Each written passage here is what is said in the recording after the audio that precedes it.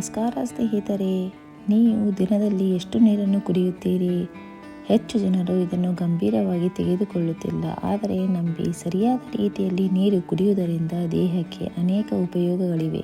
ಈ ದಿನದ ವಿಡಿಯೋದಲ್ಲಿ ನಾವು ಬೆಳಗ್ಗೆಯಿಂದ ರಾತ್ರಿಯವರೆಗೆ ಹೇಗೆ ನೀರನ್ನು ಕುಡಿಯಬೇಕು ಎಂಬುದನ್ನು ತಿಳಿಯೋಣ. ಮೊದಲನೇದಾಗಿ ಬೆಳಗ್ಗೆ ನೀರು ಕುಡಿಯುವ ಮಹತ್ವ. ಬೆಳಗ್ಗೆ ಎದ್ದ ತಕ್ಷಣ ಶೌಚಕ್ಕೂ ಮುನ್ನ, ಅಂದರೆ ಖಾಲಿ ಹೊಟ್ಟೆಯಲ್ಲಿ 2 ಗ್ಲಾಸು ಬಿಸಿ ನೀರನ್ನು ಕುಡಿಯುವುದರಿಂದ ಇದು ನಮ್ಮ ದೇಹದಲ್ಲಿನ ವಿಷಕಾಂಶಗಳನ್ನು ಹೊರಹಾಕುತ್ತದೆ. ಅಷ್ಟೇ ಅಲ್ಲ, ನಿಮ್ಮ ದೇಹದ ಪಚನ ವ್ಯವಸ್ಥೆ ಉತ್ತಮವಾಗುತ್ತದೆ. ಕೆಲವರು ನಿಂಬೆಹಣ್ಣು, ತುಳಸಿ ಎಲೆ ಅಥವಾ ಜೀರಿಗೆ ಹಾಕಿಕೊಂಡು ಕುಡಿದರೆ ಇನ್ನೂ ಉತ್ತಮ. ಇದು ಇಮ್ಯುನೋ ಸಿಸ್ಟಮ್ ಬಲಪಡಿಸುತ್ತದೆ. ಎರಡನೆಯದಾಗಿ, ಊಟಕ್ಕೂ ಮುನ್ನ ಅಥವಾ ಊಟದ ವೇಳೆ. ಊಟಕ್ಕೂ ಸುಮಾರು 30 ನಿಮಿಷಗಳ ಮೊದಲು 1 ಗ್ಲಾಸು ನೀರನ್ನು ಕುಡಿಯುವುದು ಉತ್ತಮ. ಇದು ನಿಮ್ಮ ಹಸಿವನ್ನು ಸಮತೋಲನಗೊಳಿಸುತ್ತದೆ ಹಾಗೂ ಜೀರ್ಣಕ್ರಿಯೆಗೆ ಸಹಕರಿಸುತ್ತದೆ.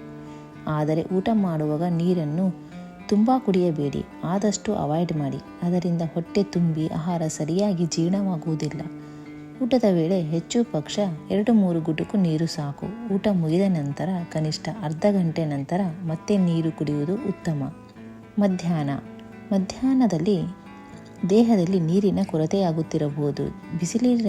ಬಿಸಿಲಿನ ದಿನಗಳಲ್ಲಿ ದೇಹದ ಉಷ್ಣತೆ ಏರುತ್ತದೆ. ಈ ಸಮಯದಲ್ಲಿ 1 ಅಥವಾ 2 ಗ್ಲಾಸು ನೀರನ್ನು ನಿಧಾನವಾಗಿ ಕುಡಿಯಿರಿ. ಹೆಚ್ಚು ತಂಪಾದ ನೀರನ್ನು ಒಮ್ಮೆಲೆ ಕುಡಿಯಬಾರದು. ಕಡಿಮೆ ತಾಪಮಾನದಲ್ಲಿರುವ ನೀರು ದೇಹಕ್ಕೆ ಶಕ್ತಿಯನ್ನು ನೀಡುತ್ತದೆ.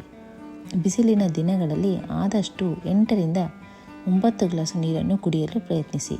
ಸಂಜೆ ಮತ್ತು ರಾತ್ರಿ. ಸಂಜೆ ವೇಳೆಗೆ ಕಾಫಿ, ಟೀ ಮತ್ತು ಸ್ನ್ಯಾಕ್ ತಿನ್ನುವ ಸಮಯ. ಆ ಸಮಯದಲ್ಲಿ 1 ಗ್ಲಾಸ್ ಬಿಸಿ ನೀರು ಅಥವಾ ನಿಂಬೆಹಣ್ಣು ಬೆರೆಸಿದ ನೀರನ್ನು ಕುಡಿಯಿರಿ. ಇದು ದೇಹದ ಆಮ್ಲಜನಕ ಪ್ರಮಾಣವನ್ನು ಸಮತೋಲನಗೊಳಿಸುತ್ತದೆ. ಮಲಗುವ ಮುಂಚೆ, ಹಾಸಿಗೆಗೆ ಹೋಗುವ ಮೊದಲು 1 ಗಂಟೆ ಮೊದಲು ಅರ್ಧ ಗ್ಲಾಸು ನೀರನ್ನು ನಿಧಾನವಾಗಿ ಕುಡಿಯಿರಿ.